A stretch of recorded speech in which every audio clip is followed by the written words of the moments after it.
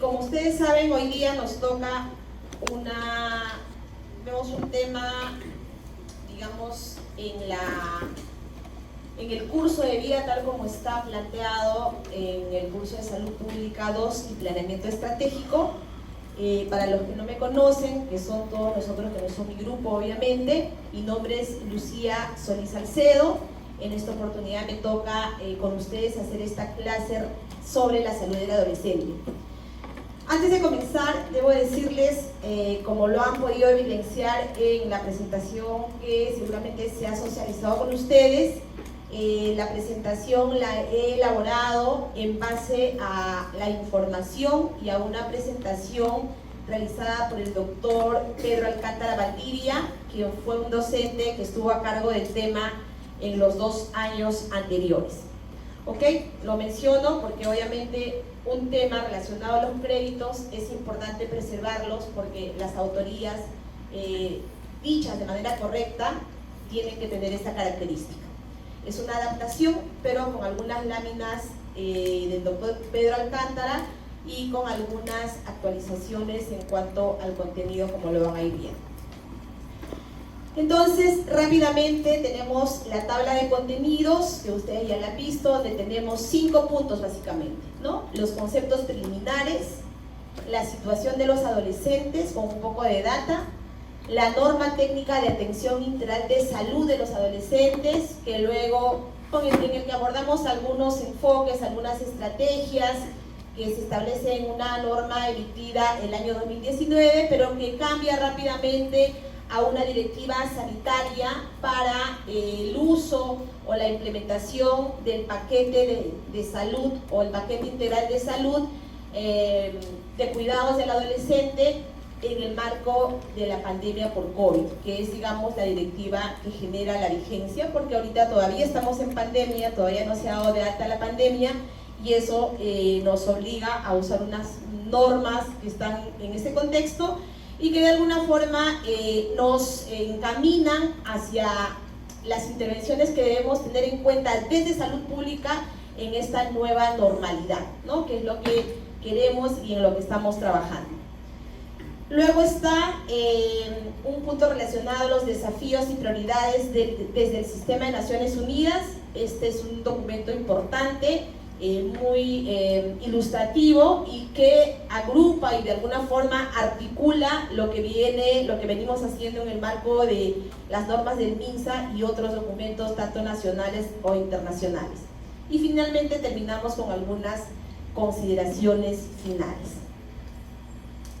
Bien, rápidamente vamos a ver algunos conceptos preliminares. Un concepto preliminar importante que conocemos todos, que no podemos dejar de lado, es lo que nos dice One Health, donde el concepto reconoce esta interrelación que existe entre la salud humana, la salud animal y la salud ambiental. Así lo plantea. Y este es un enfoque que, si bien es cierto, es general, se aplica para todo lo que nosotros analizamos, para todo lo que evaluamos y para todo lo que vemos en salud pública. También no deja de aplicarse para lo que es la salud del adolescente. Esta salud, en lo lógico, que va más allá de la, digamos, presencia de la enfermedad, sino en un sentido holístico de la salud que ustedes ya conocen perfectamente. Otra consideración importante, también a manera de generalidad, es la que se plantea cuando hablamos de intervenciones sanitarias por etapas de vida o por curso de vida, como lo denomina el Ministerio de Salud en la actualidad. Aquí hay varios conceptos muy parecidos, pero que son importantes tenerlos en cuenta y que se va a aplicar además para varias etapas de vida, sin dejar de mirar o de pensar de que cuando hablamos de los adolescentes tiene una connotación especial por las razones que vamos a ir desarrollando durante la clase. Todas las etapas de vida tienen una característica, obviamente, por lo que conocemos en el aspecto biológico, en el aspecto emocional, en el aspecto social. Pero en este caso, a nosotros en esta clase nos toca centrarnos en una mirada desde el adolescente, con el adolescente, para el adolescente, pero sin dejar de mirar las otras etapas de vida. Por eso es que el abordaje, el enfoque con las que miramos las intervenciones sanitarias se llaman por curso de vida o por etapa de vida. Entonces, en la parte derecha para mí de la lámina, ustedes ven a una gestante, un grupo de niños y adolescentes, adultos y adultos mayores, ¿ok? Y siempre hemos escuchado decir de que las mejores intervenciones son las que se hacen cuando las hacemos desde cuando la persona está en la etapa de niño, ¿no? Porque obviamente las ventanas de oportunidad para muchas cosas se abren desde cuando uno está más pequeño, digamos, en el ciclo de vida. Sin embargo, en los últimos años esto ha ido más allá y no nos quedamos en la etapa de vida niño, sino vamos a la etapa gestacional. Y si nos vamos un poco más a la izquierda de esa evolución de las etapas de vida, podemos también hablar de que la etapa gestacional de la adolescente, en este caso, merece una mirada especial. Entonces, si bien es cierto, las intervenciones en la niñez son importantes, mucho más importantes y trascendentales son si se hacen desde la gestación. Desde la gestación, pero sin dejar de mirar ese curso de vida, porque después de la gestación, como lo lógico lo dice, viene la etapa de la niñez, la adolescencia, la juventud, la adultez y la del adulto mayor. Y esto es importante porque también, si nosotros vemos dónde está situada la etapa de vida adolescente, la vemos casi al medio, ¿no? Entonces, eso hace que esta etapa sea una etapa especial. Una etapa especial porque viene acarreando o acumulando todas esas intervenciones, todos esos factores de riesgo, o al revés, factores positivos si lo existiesen, de manera acumulativa. Pero este gráfico de la derecha lo que nos quiere mostrar básicamente es cómo el riesgo para las enfermedades no transmisibles, por ejemplo, son acumulativas cuando hablamos de las etapas de vida o del curso de vida. Es decir, si las intervenciones no son adecuadas desde la gestación, que está en la parte más a mi derecha, hacia el adulto mayor, que está hacia mi izquierda, cómo se van acumulando y cómo van haciendo que este riesgo, por lo menos para las enfermedades no transmisibles en el gráfico, y no es ajena a cualquier otro riesgo, va siendo acumulativa y va creciendo. Ergo, que si nosotros intervenimos de manera adecuada cuando uno está en la etapa de vida gestacional o de niño, las intervenciones o los resultados van a ser mejores. Y si al revés, nuestros factores de riesgo van incrementándose cuando no hacemos intervenciones sanitarias y las no sanitarias, como lo vamos a hacer más adelante, de manera adecuada. Bien, entonces esa es la importancia de mirar al adolescente en ese medio donde acumula lo que viene de la niñez y de la etapa de vida gestacional, y como una etapa de transferencia tiene que darse de manera adecuada para lo que va a suceder en la etapa de adulto o en la etapa del adulto mayor más adelante. Bien, entonces ese es otro concepto preliminar importante que tienen que tener en cuenta cuando miramos al adolescente. Otro tema preliminar importante que también es general y no escapa a la etapa de vida adolescente es la transición epidemiológica, entendida en el cambio de las condiciones de salud y de vida a largo plazo, a mediano a largo plazo de las personas. Cuando decimos, y eso ustedes seguramente lo han escuchado de manera bastante frecuente, todavía en nuestro país y ahora en el mundo con la aparición del COVID, no hemos logrado que las enfermedades transmisibles se remitan, se controlen. Y ya tenemos a las enfermedades no transmisibles incorporándose en nuestro día a día de manera más contundente y con mucha fuerza. Y eso está obviamente relacionado a muchos aspectos y a muchos factores, como lo vamos a ver en adelante, donde las decisiones que se tomen en las intervenciones con los adolescentes también juega un rol importante. Y si a esto nosotros le agregamos o lo ligamos a un índice de diversidad, donde tenemos un país diverso, con múltiples culturas, con múltiples formas de ser, esto se hace mucho más álgido, pero no solamente en el sentido peyorativo de que es peor, sino que nos genera una reflexión adicional para cuando devolvamos las intervenciones sanitarias y no sanitarias, porque hay un grupo de intervenciones sanitarias y otras no sanitarias que no dependen específicamente del establecimiento de salud, sean realizadas de manera adecuada, viendo este contexto y tomando en cuenta lo que pasa en general en el mundo, en nuestro país y obviamente en cada una de las ciudades o los departamentos del Perú. Y una lógica importante que ustedes tienen que tomar es que cuando ustedes vayan a hacer su serum, ya como médicos, les va a tocar trabajar en cualquier parte del país. Y cualquier parte del país significa que hay diferentes formas de pensar, diferentes formas de actuar, diferentes formas de hacer las cosas y de concebirlas, ¿no? En general y en particular concebir la salud, que hay que tomar en cuenta, porque ese es uno de los factores que no se tiene en cuenta desde la medicina occidental, y por eso es que tenemos todos estos problemas de salud pública que aún tenemos y que obviamente se han empeorado con la presencia de la pandemia por COVID-19, como seguramente lo están viendo en las teorías de los cursos y en la práctica donde ustedes están llevando. Perdón.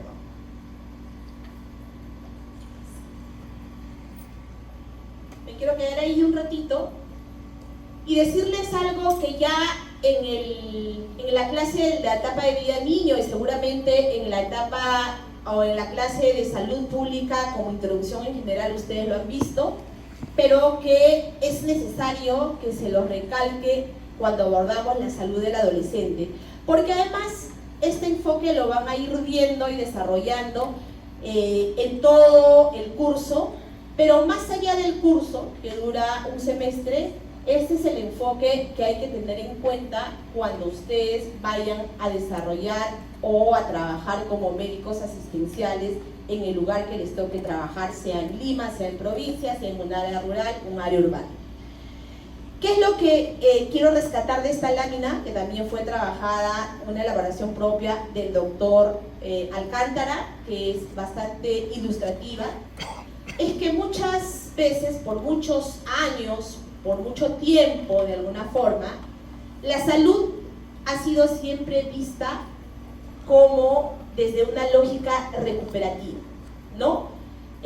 La salud era vista cuando se hablaba, o todavía en algunos casos persiste, pero era muy frecuentemente vista cuando se hablaba de enfermedades. Y parecía contraproducente, ¿no? Decían, el Ministerio de Salud, y el Ministerio de Salud lo que veía más eran temas relacionados a las enfermedades, a las prevalencias, la IRA, la EDA, tuberculosis, VIH y todas las patologías que ustedes conocen y van a ir conociendo a lo largo ya de su formación médica y ahora cuando se desempeñen como médicos.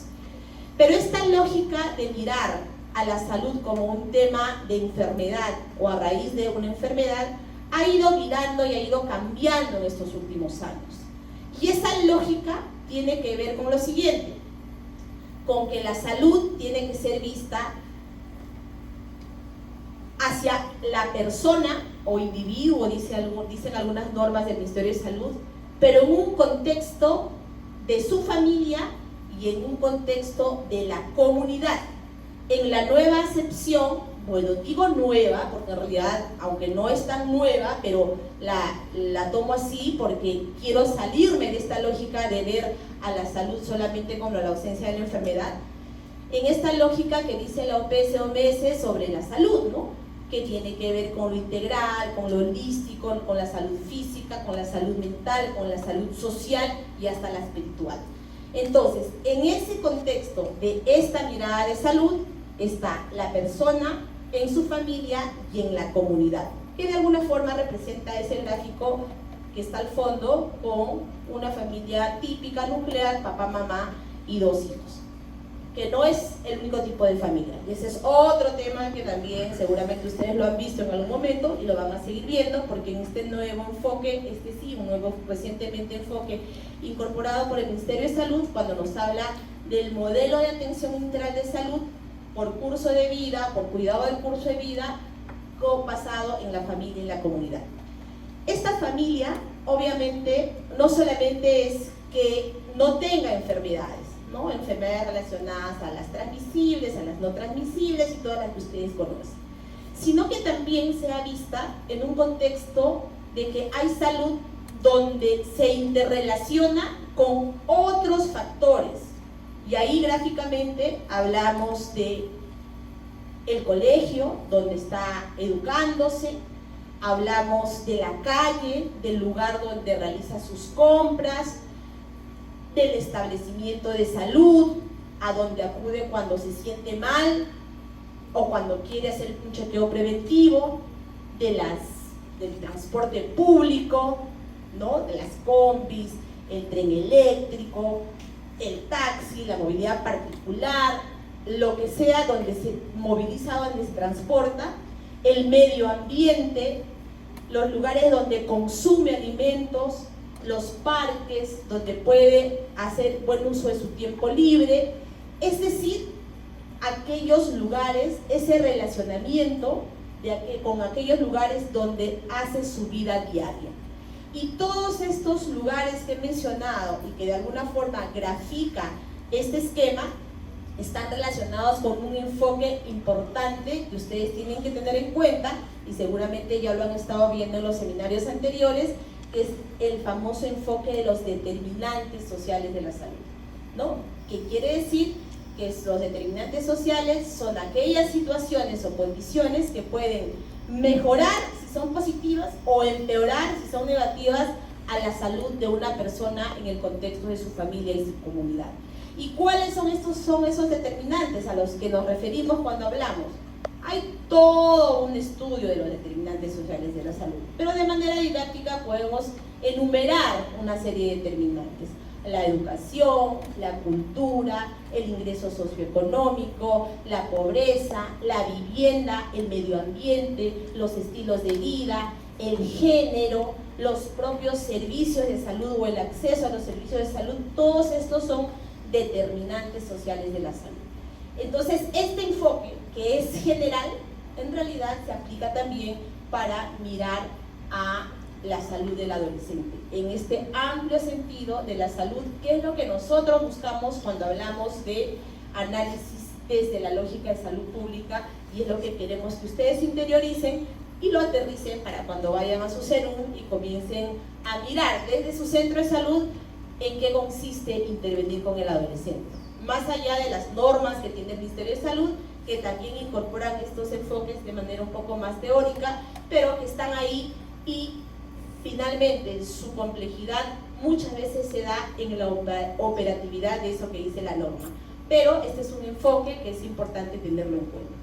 Entonces, este gráfico le falta una superposición de unas condiciones que tienen que ver con la diversidad que existe en nuestro país, esta diversidad donde tenemos 3 regiones diferentes, además tenemos poblaciones diferentes, etnias diferentes, tenemos a los mestizos, tenemos a las poblaciones indígenas. En las poblaciones indígenas están las amazónicas y están las andinas, ¿no? Y también tenemos a la población afroperuana. Y así podemos ir viendo a la población italo-peruana, a la asiática, etcétera, etcétera, que ya son subgrupos más pequeños, pero que hay que tenerlos en cuenta, porque eso nos dice el concepto de la diversidad, en la que hay que trabajar con igualdad de oportunidades, con la misma posibilidad de tener acceso a los diferentes servicios, no solo de salud, sino también de programas sociales, y que tiene que ser visto en su contexto. Y si ustedes están en su CERUM trabajando en alguna parte del país, este concepto es muy importante. Entonces, todo lo que se haga con el adolescente, pero también viendo el contexto cultural en que se encuentra, en estas diversas formas en las que se expresan las culturas o nuestras culturas en el Perú.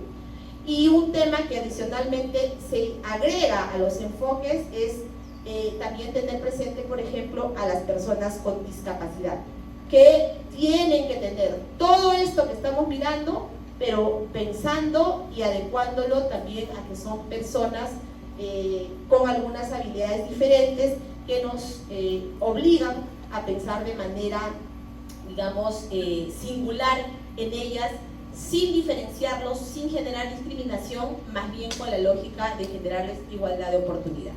¿Ok? Siguiente concepto preliminar importante es lo que nos dice la Convención sobre los Derechos del Niño. ¿Y por qué? Porque la Convención sobre los Derechos del Niño, en la Convención sobre los Derechos del Niño, se entiende por niño a todo ser humano desde su nacimiento hasta los 18 años de edad. Por eso es que es importante que ustedes conciban este documento que habla de muchos temas que tienen que ser incorporados en las intervenciones que nosotros pensemos con los adolescentes. Porque ¿qué dice la norma técnica del Ministerio de Salud? El adolescente, ¿de qué, digamos, grupo etario está comprendido? Desde los 12 años hasta los 17 años, 11 meses, 29 días. Acuérdense, etapa de vida adolescente, desde los 12 años hasta los 17 años, 11 meses, 29 días. Entonces calza perfectamente en lo que dice la Convención sobre los Derechos del Niño. En esta convención se habla de la no discriminación, de que todos los derechos deben ser aplicados a todos los niños sin excepción alguna, a cada sujeto en su jurisdicción, independientemente de la raza, del color, del sexo, del idioma, la religión, la opinión política, de otra índole, el origen nacional, étnico, social, la posición económica, los impedimentos físicos, el nacimiento o cualquier otra condición del niño. Entonces, esto que parece teórico, cuando uno lo lleva a la práctica, tiene que tenerlo en cuenta y tiene que pensar siempre con esta lógica para que los derechos del niño no sean vulnerados, en este caso de nuestros adolescentes, por lo que acabamos de mencionar. Y comprende una serie de principios, ¿no? Solamente para que ustedes no los olviden, hay principios relacionados, ya lo dijimos, a la no discriminación, el principio de prioridad absoluta, ahí no hay discusión, el niño, desde la Convención de los Derechos del Niño, en este grupo etario, vuelvo a insistir, donde también están contemplados nuestros adolescentes, tienen un principio de prioridad absoluta, de participación. No es que nosotros ideamos como profesionales de la salud lo que hay que hacer con los adolescentes y con los niños, sino buscar la participación de ellos, y con los adolescentes es mucho más fácil que con los niños. Con los niños también hay técnicas y metodologías en las que se busca intervención. Es un poco más complicado y tiene una diferenciación en la forma en que se buscan o las estrategias que se buscan. Con los adolescentes es un poco más fácil, obviamente por razones que ustedes seguramente ya tienen identificadas, las vamos a mencionar más adelante de manera general. El principio de solidaridad, Estado, familia, sociedad, y el principio del interés superior del niño, que va de la mano con principio de prioridad absoluta. Entonces, esta convención también nos habla de principios. Estos principios, a la vez como parte de este concepto preliminar importante ligado a derechos, ¿no? ¿Y qué derechos? Seguramente los que ustedes ya tienen de alguna forma identificados. Ya lo hemos venido diciendo: derecho a la igualdad, a la identidad, a la educación, al amor, a la integración, la solidaridad, la calidad de vida, la protección, y tiene que ser obviamente relacionado a que el niño tenga derecho a ser protegido y necesita a ser educado en paz, ¿no? Entonces, estos derechos que parecen muy teóricos, pero en el momento de ver las intervenciones los tenemos que tener en cuenta. Buscando ¿qué? Básicamente el interés superior del niño, donde el objetivo es garantizar el disfrute pleno y efectivo de todos los derechos, esos que acabamos de revisar, y que están reconocidos por esta convención, y el desarrollo holístico del niño, ¿no? Integral, que vea todos los aspectos y que tiene que ver con eso que también acabamos de decir hace un rato, el desarrollo físico, mental, espiritual, psicológico, social, donde hay que tenerlo en cuenta. Parece teórico, pero es importante recordarlo de manera permanente porque es la única forma en que vamos a garantizar el logro de los objetivos que queremos en la salud, en este caso de nuestros adolescentes. Para ir adentrándonos a nuestro tema de fondo, es importante también recordar que los adolescentes en el Perú han sido y son una fuerza real y actual, ¿no? Porque se constituyen realmente en una gran oportunidad para el Perú. Si bien es cierto, es una etapa de transición, ya veíamos en el curso de vida, donde venimos acumulando todo lo que traemos desde la etapa gestacional y la niñez, y vamos yendo hacia la etapa adulta y la del adulto mayor, es una etapa crucial, ¿no?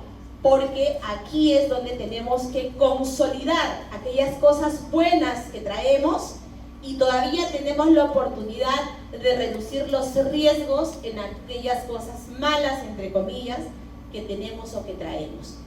Entonces, esta etapa se vuelve crucial para nuestras intervenciones y para que veamos en el curso de vida de que tenemos una oportunidad todavía de trabajar en salud, los factores de riesgo y los factores positivos que podemos trabajar con ellos.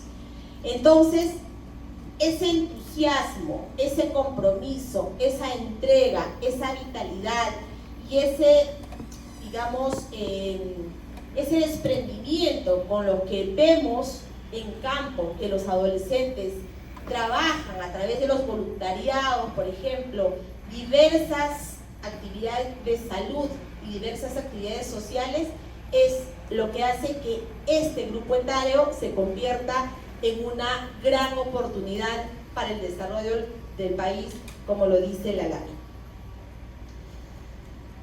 Entonces, para solamente precisar esto que acabo de decir, se dice que la adolescencia es un momento de enormes oportunidades, pero también es una etapa de enormes riesgos, ¿no?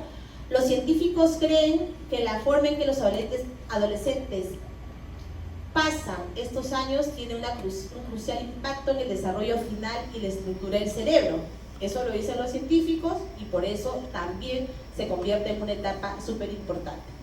El lugar donde viven los adolescentes puede determinar la forma en que pasan su tiempo y las decisiones que toman. Un estudio realizado en Latinoamérica en el año 2002, que no ha cambiado mucho, ha cambiado seguramente en algo, pero no mucho, dice que el 95% de adolescentes viven con sus padres y otros adultos, lo que sugiere que las oportunidades de los adolescentes con respecto al nivel de vida básico y el acceso a las escuelas, por ejemplo, están fuertemente influenciadas por el hogar donde residen. Entonces, ¿qué nos da a pensar eso? De que si bien es cierto, hay lugares en los que tenemos que pensar que las intervenciones de salud y en general las sociales nos pueden dar mejores resultados, no hay que perder de vista la familia, ¿no? El lugar donde ellos se desenvuelven. ¿Y qué dice el Banco Interamericano de Desarrollo sobre la atención al desarrollo emocional de los niños? Que es otro aspecto preliminar que no hay que dejar de lado. Porque si bien es cierto, los problemas de los adolescentes son varios, seguramente los van a ir ustedes identificando a medida que se vaya desarrollando esta clase o vayan desarrollando el seminario. Hay un tema central e importante que en los adolescentes de manera particular no hay que dejar de mirarlo, y es el tema de la salud mental, ¿no? Y esta salud mental está relacionado al desarrollo emocional de los niños. Entonces el BID habla de que los primeros años de vida son fundamentales para establecer los criterios con los que tenemos que mirar el futuro, digamos, de la productividad y el bienestar de las personas. En ese sentido, el desarrollo de habilidades emocionales, el centro para el niño en desarrollo, ¿no?, es identificar, por un lado, y entender los propios sentimientos. Es interpretar y comprender el estado emocional de los demás correctamente. Es gestionar las emociones fuertes y sus expresiones de manera constructiva. Es regular el comportamiento propio, desarrollar empatía hacia los demás y establecer y conservar las relaciones con otros, ¿no? ¿Y esto desde dónde viene? ¿De qué concepto trabajamos estos temas? De un concepto que es muy importante en los adolescentes, y eso ustedes seguramente no solo lo han visto en algún curso previo, sino lo han vivido, porque ustedes son muy cercanos digamos, a la etapa de vida adolescente. Seguramente algunos todavía están en la edad, no lo sé, pero recientemente han pasado. No, ya no, ¿no? Ya están todos fuera. Ok, estamos en escuela, ¿no? Mentira. ¿Por qué les digo? Porque son las habilidades sociales, esas habilidades para la vida que están relacionadas a este concepto de las habilidades emocionales. ¿Y cuáles son esas habilidades sociales, esas habilidades para la vida que trabajamos en general con cualquier grupo etario? Pero con los adolescentes es mucho más crítico y más sensible. El autoestima, ¿no es cierto? Esa capacidad para comunicarse de manera asertiva o asertividad, seguramente lo han encontrado en algún lado. El manejo de las emociones, el manejo de las iras, el manejo de la cólera, esa reacción empática o no empática que se puede tener en determinado momento, que tiene que ver con muchas cosas, ¿no? Con esa presión que recibe el adolescente porque está en una edad de transición, hay un cambio en el tema digamos, de la casa a la escuela, hay un tema de identidad donde se cumplen los 18 años, hay una presión social para la toma de decisiones. Todos esos factores que además están, digamos, condicionados de manera favorable o no tan favorable por aspectos biológicos propios también del desarrollo del adolescente o de la persona en general, que tienen que ser influenciados o que pueden ser influenciados y tienen que ser manejados de manera adecuada desde las habilidades para la vida o las habilidades sociales, ligados a un plan de vida, ligados a desarrollar de manera empática más adelante lo que se quiera desarrollar cuando ya sean jóvenes o sean adultos. Entonces, este desarrollo de habilidades emocionales es muy importante porque está además muy ligado a uno de los problemas más importantes en la etapa de vida adolescente, que son los problemas relacionados a la salud mental. Entonces, por eso es que también, y me adelanto un poquito, para los que ya lo han revisado, nuestro seminario en la etapa de vida adolescente está ligado a identificar factores relacionados a temas de salud mental, problemas de salud mental, causas de salud mental y las intervenciones en salud mental. Bien, entonces el desarrollo emocional comienza temprano en la vida. Un desarrollo emocional saludable es la base de relaciones sociales exitosas y duraderas, fundamentales para dar felicidad y sentido a la vida. Y a su vez, los adultos socialmente competentes que se relacionan bien con los demás son empáticos, cariñosos, respetuosos, son agentes de cambio para un mundo mejor. Todo esto implica este tema del desarrollo emocional, y con los adolescentes el trabajo es crucial. Bien, vamos a entrar rápidamente a nuestro segundo punto, que es la situación de salud del adolescente. Para ello vamos a revisar dos documentos.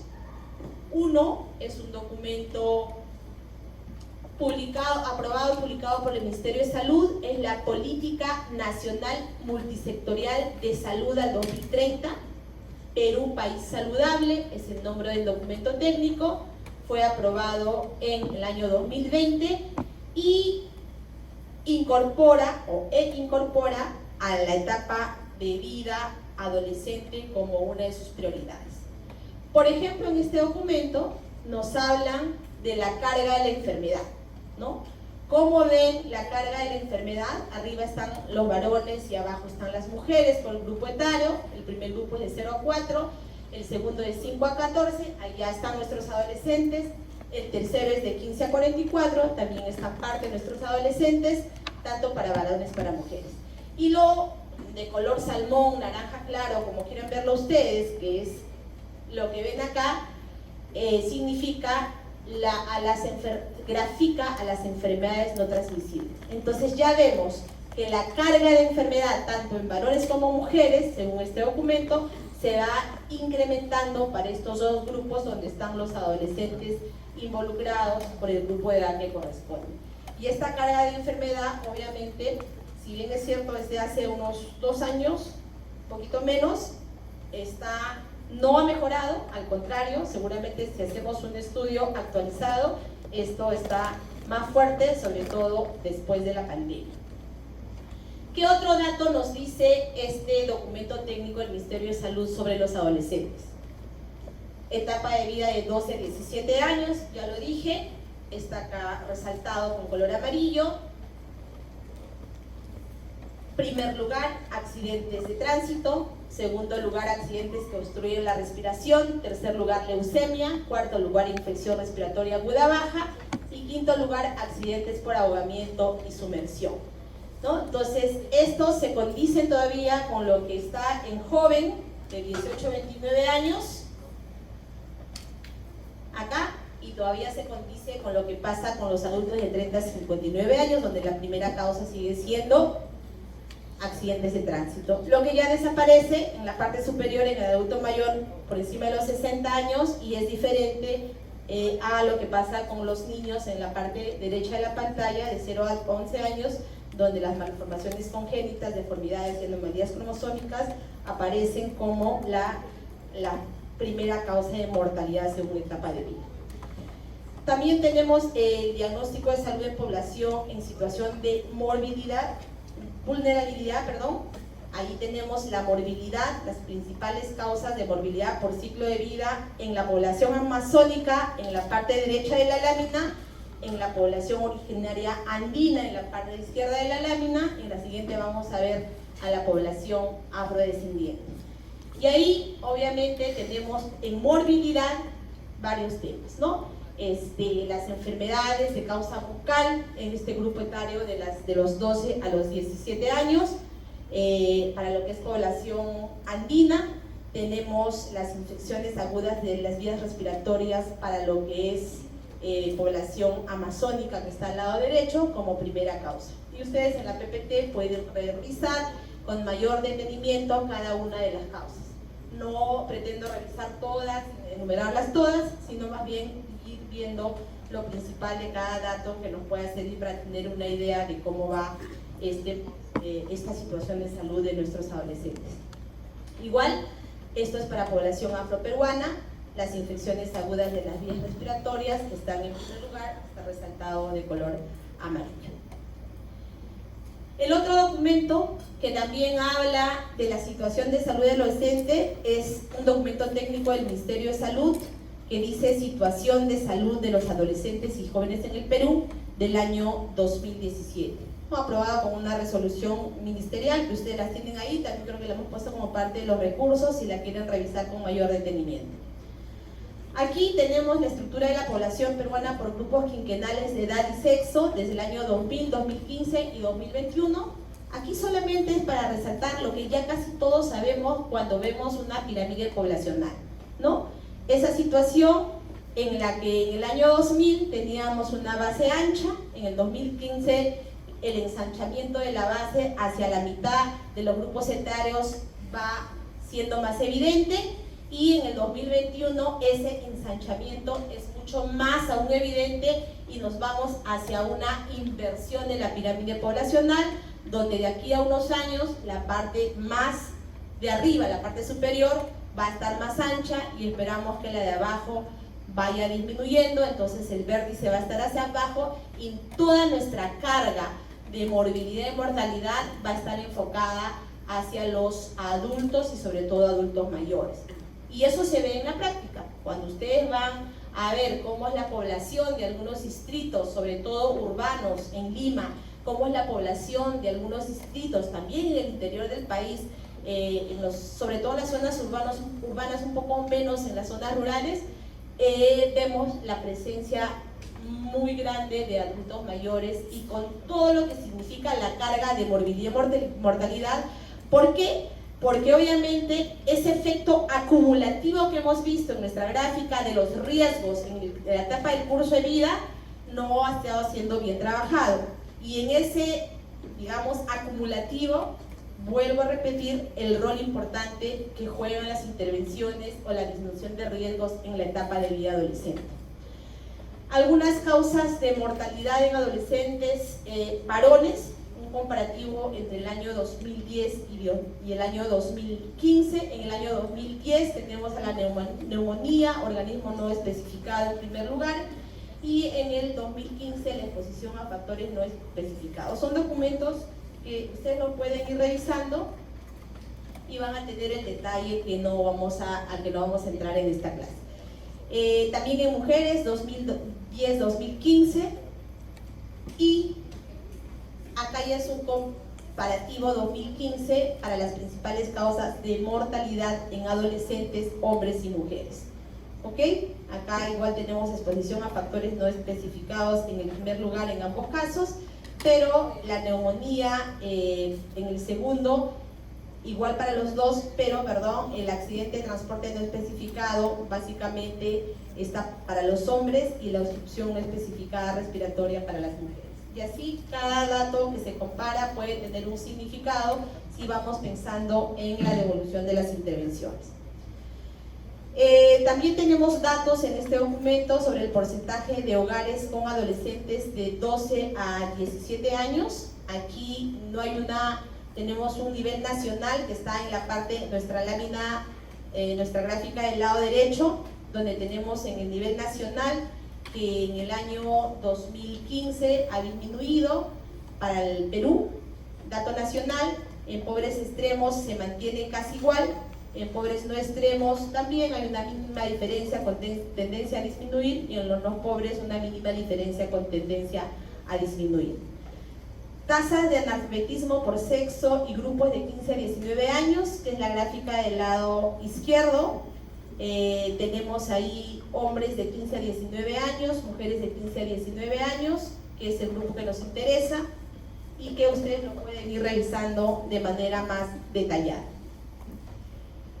También tenemos sobre el estado nutricional de la población adolescente. Esto es básicamente para mirar de que Costa Sur en el país y Lima metropolitana tienen casi el 45%, cercano al 50% de personas con obesidad y sobrepeso, que es una de las condiciones más riesgosas si vemos o estamos analizando de cara a las enfermedades no transmisibles, ¿no? Y eso se agudiza cada vez más con la presencia de estos factores de riesgo, no solo en adolescentes, sino en niños. Recuerden nuevamente el factor acumulativo. Si de niños no se trabaja de manera adecuada, esto va a seguir creciendo y eso va a generar riesgos totalmente no evitables en los siguientes grupos etarios.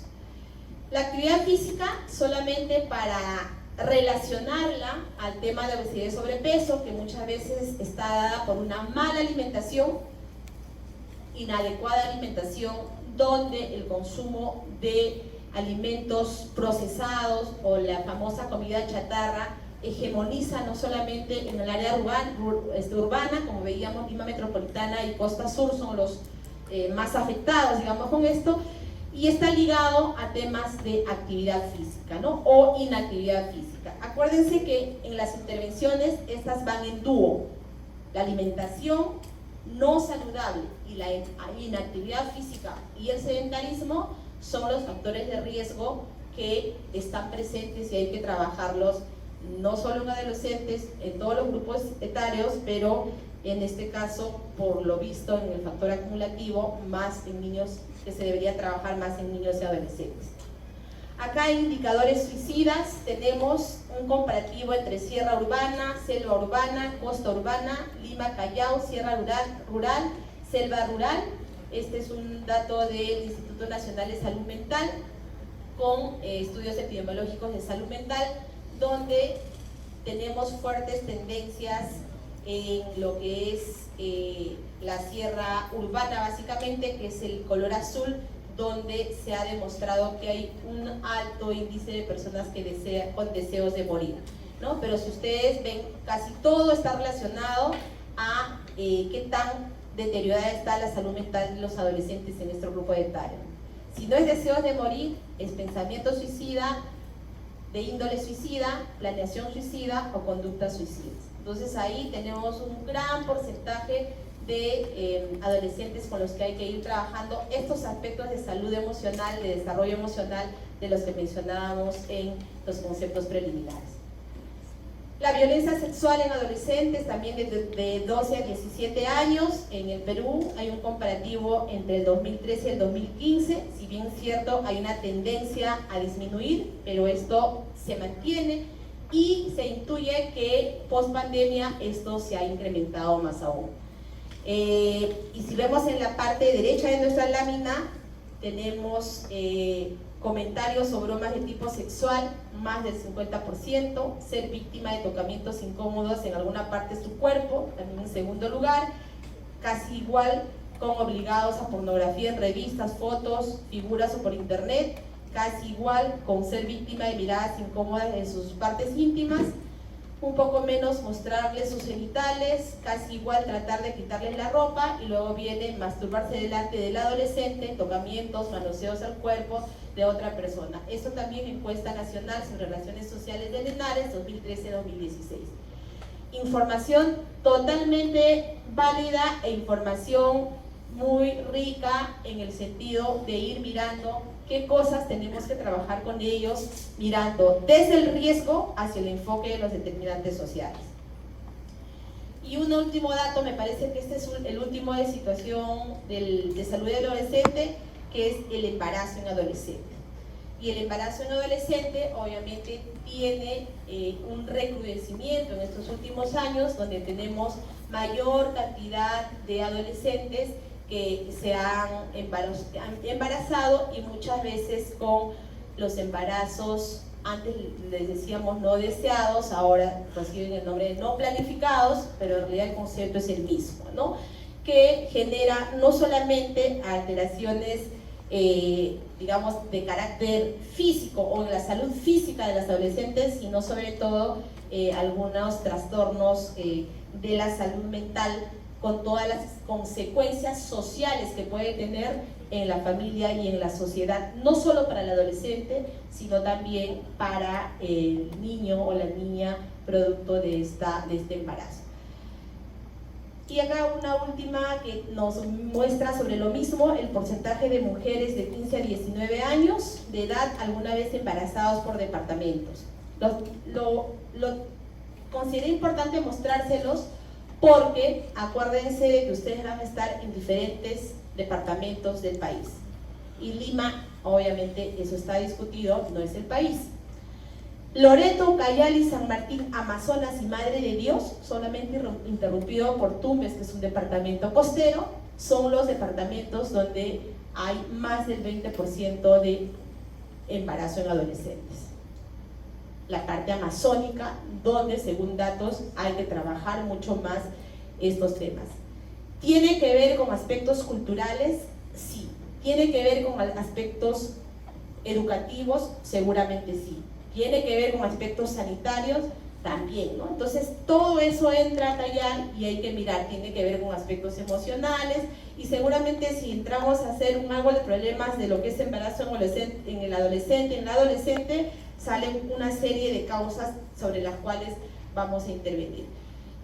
Solamente la diferencia, para ver el otro extremo, Arequipa, Moquegua van en el mismo lugar, y Perú, como el promedio nacional, digamos, está casi al medio, con casi el 13-14% de embarazadas, adolescentes embarazadas. Bien, tercer punto de nuestra presentación, déjenme ver la hora, todavía está, es la norma técnica de salud. La norma técnica de salud, de atención integral de salud del adolescente, fue aprobada en el año 2019. ¿Ok? Entonces, según esta norma, el Ministerio de Salud dice que la finalidad de contar con esta norma es contribuir al desarrollo integral de la salud y el bienestar de la población adolescente en el marco de los enfoques en derechos y ciudadanía. Desarrollo positivo, género, es un tema también muy importante, diversidad, como ya lo veíamos, interculturalidad, inclusión social, curso de vida y enfoque territorial. Esa es la lógica con la que se aprueba esta norma, un poco retomando el concepto del que hablábamos para abordar cualquier etapa de vida, y no ajeno a esto, a la etapa de vida adolescente, cuando les hablaba en esa lámina donde había una familia en el contexto de su comunidad, o una persona en el contexto de su familia y comunidad, con los diferentes factores y los determinantes de la salud alrededor de ellos, en una de las primeras láminas. El objetivo: actualizar los criterios técnicos y administrativos de la atención integral de salud del adolescente que vive en el Perú, cuyas edades están comprendidas entre los 12 años y 17 años, 11 meses, 29 días. Recuerden, el ámbito de aplicación es todos los establecimientos de salud del Ministerio de Salud. También están las gerencias regionales de salud, las direcciones regionales de salud, las direcciones de redes integradas de salud, o las DIRIS, o las que hagan sus veces, de los gobiernos locales, y demás establecimientos de salud públicos, mixtos y privados, que brindan atención a la población adolescente. Aquí solamente hay un concepto que quiero aprovechar para transmitirles, a propósito de que me ha tocado la responsabilidad de estar con ustedes en la clase de salud del adolescente, que se los he dicho a mis alumnos del grupo, que es un concepto importante que también tendrían que tener en cuenta en el curso de salud pública en general. La salud en nuestro país está descentralizada, no está centralizada como seguramente algunos de ustedes piensan. Que en la práctica veamos que Lima es el centro de los institutos especializados, los hospitales especializados, y todo el mundo viene a Lima a tratarse porque no tienen la oportunidad de hacerlo en sus correspondientes regiones o departamentos, no significa que no esté descentralizado. Administrativamente, nuestro país en salud, nuestro sistema de salud está descentralizado. ¿Qué quiere decir esto?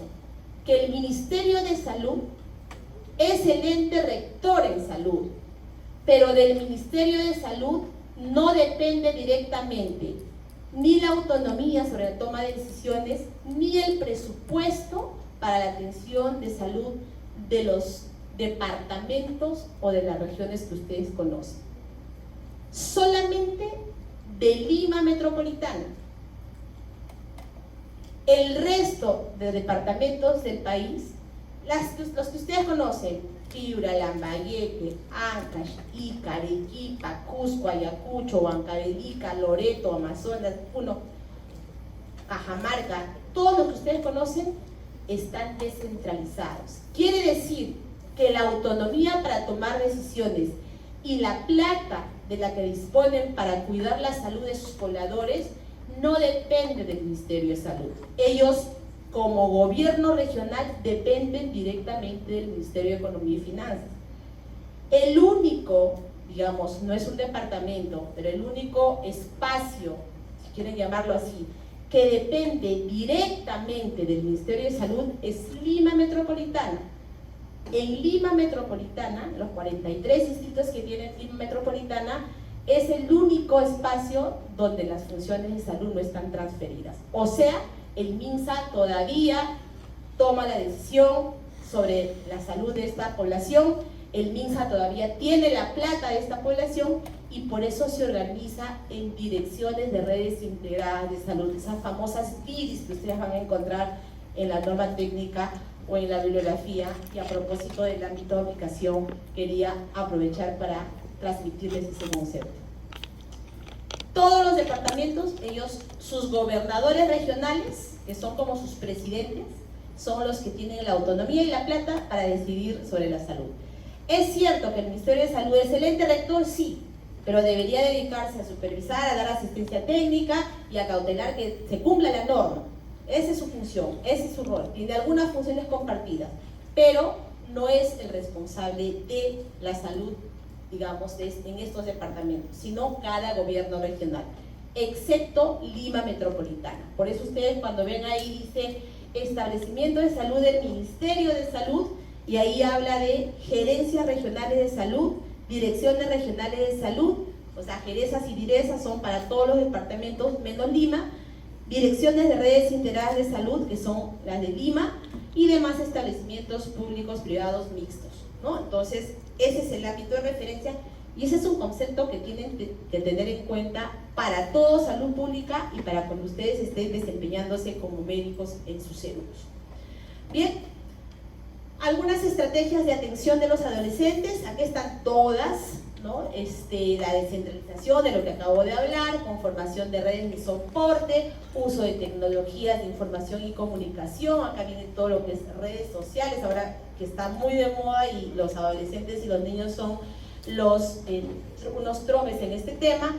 Promoción de comunidades saludables, municipios saludables, familias fuertes, educación de pares, quiere decir adolescentes con una metodología participativa muy interesante, si es que tienen la oportunidad de verlo o de aplicarlo más adelante.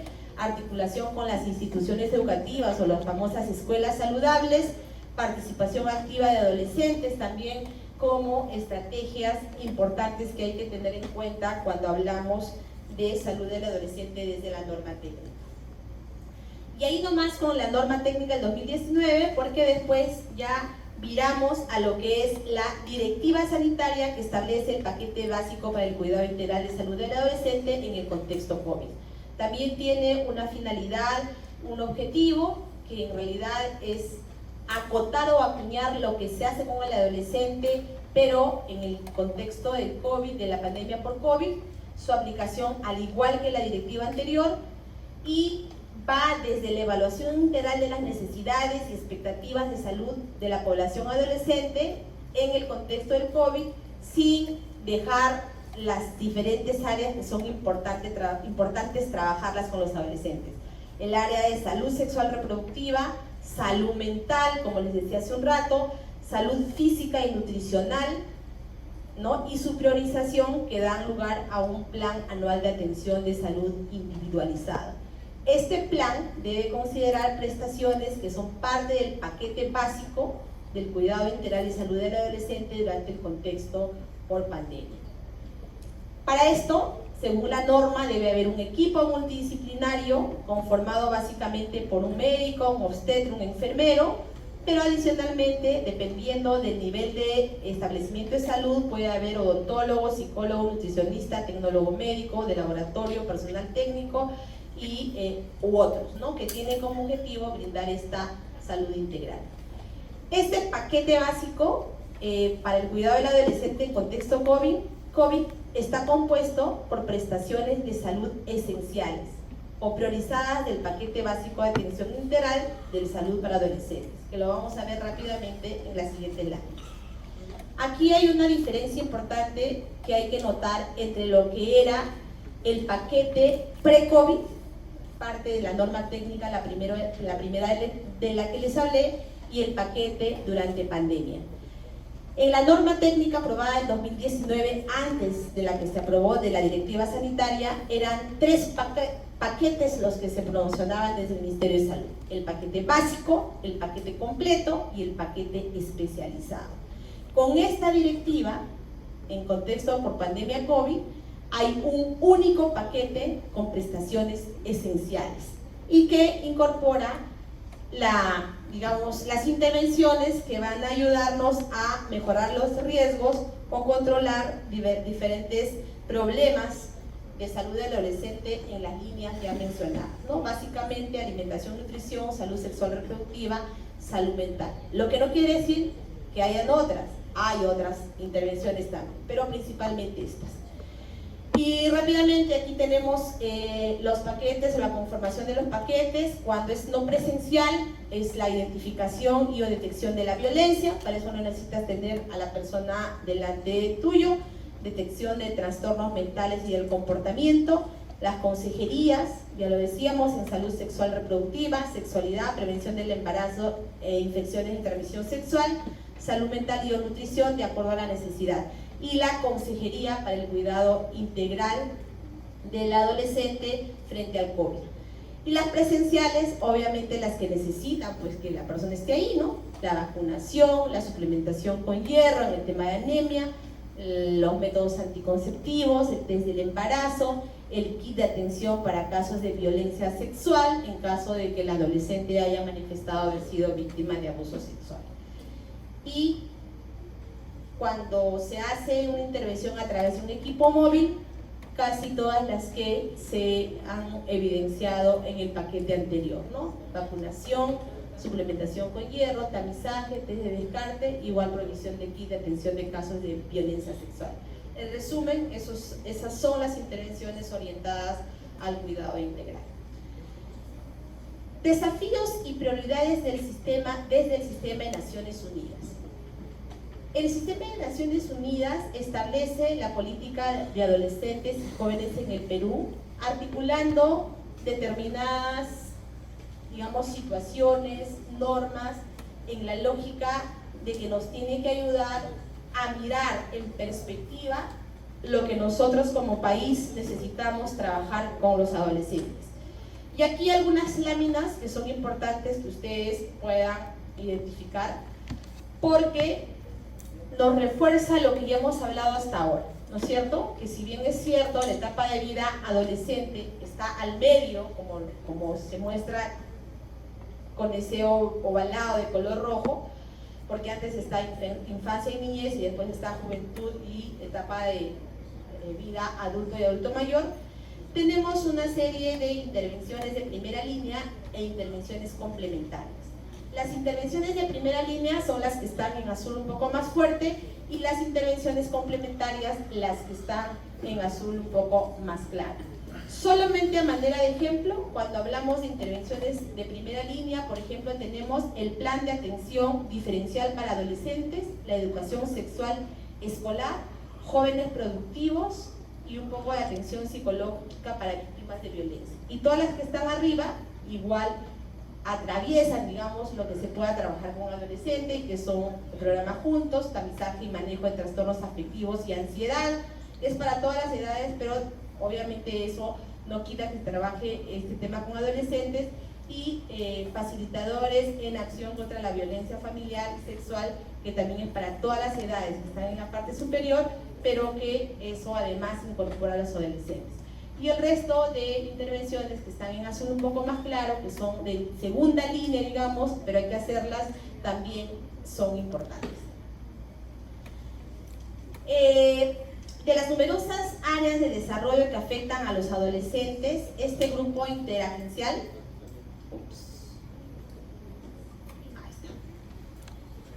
ha priorizado 5 áreas, ¿no? Educación, empleo, protección, salud mental y salud sexual reproductiva. Y por cada área ha priorizado también un tema.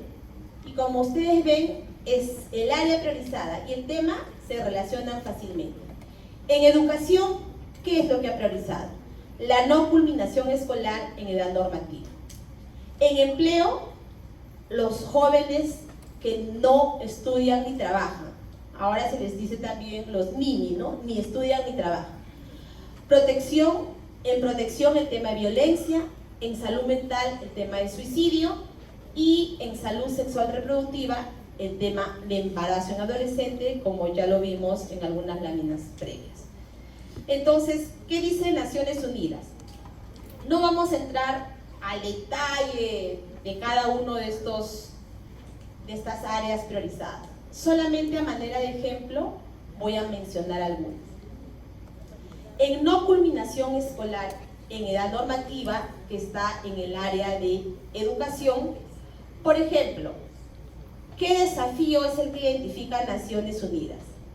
Identifica, el punto 3, que hay deficiencias de calidad en la educación inicial, primaria y secundaria, especialmente en la zona rural. Y para ese desafío hace una propuesta y dice que se deben trabajar sistemas de educación continua y supervisión de docentes en esos niveles. ¿Y cuáles son las acciones que hay que trabajar de acuerdo a lo recomendado por Naciones Unidas? Desarrollar sistemas de educación continua para docentes y fortalecer la verificación de la currícula y la suspensión de docentes para asegurar la calidad educativa. En el punto número 2, que son jóvenes que no estudian ni trabajan, igual, el desafío, dice, programas con énfasis urbano, en especial Lima Metropolitana, y poca presencia en otras regiones y zonas rurales. Es el desafío 1. ¿Cuál es la propuesta? La ampliación de la asignación de plazas a regiones priorizadas. ¿Cuál es la acción? La coordinación con otros sectores para el sondeo de mercados regionales, la articulación con cámaras de comercio regionales. Y así hay 2 desafíos más que tienen propuestas y acciones. En violencia, el desafío dice, punto número 1, cubrimiento limitado a Lima Metropolitana. La propuesta, ampliar cubrimiento y presupuesto a regiones, y la acción, programar expansión mediante priorización de regiones más necesitadas. Y ese es un tema en que en violencia todos son importantes.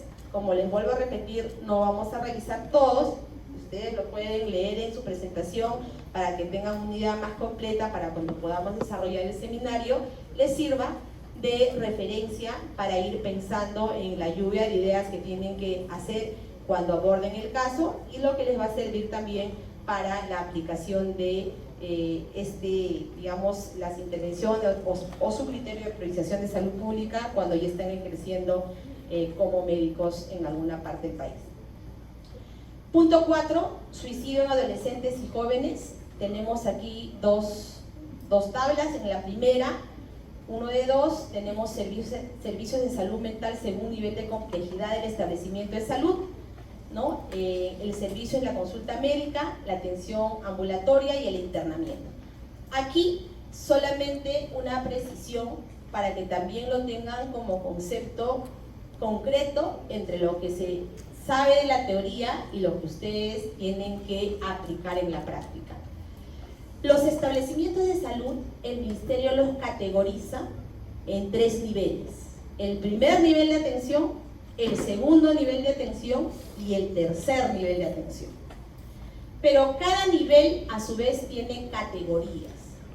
Y el que nos interesa en salud pública, nos interesan todos los niveles, porque hay que trabajar en la lógica de redes integradas, que es un concepto que también lo vamos a desarrollar en el curso.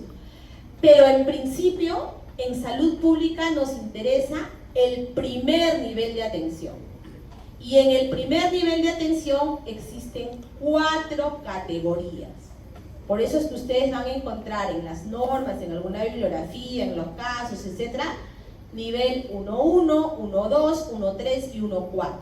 Y a veces le dicen I1 porque viene con el número en números romanos, I2, I3 y 4, pero en realidad es 1.1, 1.2, 1.3, 1.4. ¿Cuál es la característica práctica? Si ustedes van a revisar la norma del MINSA, encuentran una serie de características, todas muy importantes, y cuando estén ejerciendo las tienen que saber. Pero en principio podemos comenzar de lo básico que tiene las diferencias básicas entre categorías del primer nivel de atención, que es lo que más nos interesa. Vuelvo a repetir, nos interesan todas, porque hay que trabajar en la lógica de redes integradas. Pero para el análisis en salud pública digamos, estamos más relacionados al primer nivel de atención. No vayan a decir, la doctora Solís dijo que solo es el primer nivel de atención. No, es el que nos interesa más, es el con el que hay que estar más relacionados. El 1-1 o I1, algunos le llaman I1, por eso lo digo, pero es 1-1, se caracteriza por ser un establecimiento de salud sin médico. Si no hay médico, es un 1-1. El 1-2 se caracteriza por tener médico, pero no tiene laboratorio. El 1-3 se caracteriza por tener médico y tener laboratorio, pero no tiene internamiento. Y el 1-4 se caracteriza por tener médico, por tener laboratorio y por tener internamiento. Y en este 1-4, generalmente en el país, son los que, donde se atienden los partos, por ejemplo, ¿no? Y además de esas características que son las básicas que les van a ayudar a ustedes a diferenciar estos niveles, van a encontrar una serie de características relacionadas a las especialidades y otros aspectos más que son importantes también, pero esto que acabo de decirles son como lo básico que hay que tener en cuenta cuando hablamos de categorización de los establecimientos de salud. Entonces, aprovecho esta lámina donde se habla de suicidio en adolescentes, donde nos hablan del tipo de servicio que hay en cada uno de los niveles, la atención ambulatoria y el internamiento, que tiene que ver con los 3 niveles, porque el segundo nivel ya están los hospitales, y el tercer nivel, que también tiene categorías, y en el tercer nivel están los institutos especializados, ¿no? Tipo el materno perinatal, el Instituto Noguchi, el Instituto de Enfermedades Neoplásicas, Neurológicas, el Instituto de Oftalmología, el INO, todos esos están en el nivel 3, ¿ok? Y en la segunda lámina de suicidio en adolescentes y jóvenes, en el 2.2, tenemos igual desafíos, propuestas y acciones, solamente para que tengan una idea. Por ejemplo, se habla de programación, que es el punto 2, de recursos en base a registros históricos que limita la programación y posterior abastecimiento de recursos para la salud mental. La propuesta es que se programen recursos basados en la población y la prevalencia de patologías, y la acción la proponen como incorporar criterios de programación de recursos basados en la población adolescente. Ven, volvemos a ver este tema de la salud mental en el adolescente como uno de los temas principales en los que hay que trabajar. No solo ese, hay varios, esta alimentación, esta actividad física, esta salud sexual reproductiva, pero el tema de salud mental obviamente además es transversal a ambos temas. Quinto, el embarazo adolescente, igual, desafíos, propuestas y acciones, solamente para ver rápidamente, dice punto número 2, hay protocolos de las sesiones educativas en salud sexual reproductiva, pero los tutores requieren capacitación para poder brindarlas, obviamente, y para esto la propuesta es que haya un protocolo conjunto del Ministerio de Salud y el Ministerio de Educación para la capacitación de docentes, tutores en temas de salud sexual reproductiva. Y la acción es que se incluye el enfoque intercultural, incluir una actividad en el presupuesto del Minedu y del MINSA. ¿Se acuerdan cuando veíamos esa lámina donde estaba el embarazo en adolescentes por regiones? ¿Cuáles eran las regiones donde más se veía embarazo en adolescentes? Las amazónicas, ¿no? Y por eso hablan de ponerle un enfoque intercultural, porque tiene que ver seguramente con la cultura, la forma de vida, la forma de pensar, la forma de hacer las cosas que tenemos en las diferentes partes de nuestro país. Y bien, vamos a entrar rápidamente a consideraciones finales, donde solamente me he permitido traer 3 láminas, a manera de conclusiones. Primero, que la población adolescente ha demostrado y sigue demostrando que hay muchas potencialidades para la futura población adulta, ¿no? Yo creo que todo lo que se hace con adolescentes, para adolescentes y desde un trabajo con ellos, ha demostrado que tiene un factor muy positivo. El doctor Alcántara lo ponía como ejemplo en los años anteriores, porque estábamos muy cercanos a los Juegos Olímpicos, cuando hablaba del voluntariado que significó la presencia de los adolescentes en este trabajo, ¿no? Entonces, yo creo que este primer punto se puede repetir y aplicar para todo lo que se trabaje con adolescentes. También es importante la continuidad en las intervenciones en las etapas del curso de vida, considerando lo crucial que es esta etapa de vida adolescente.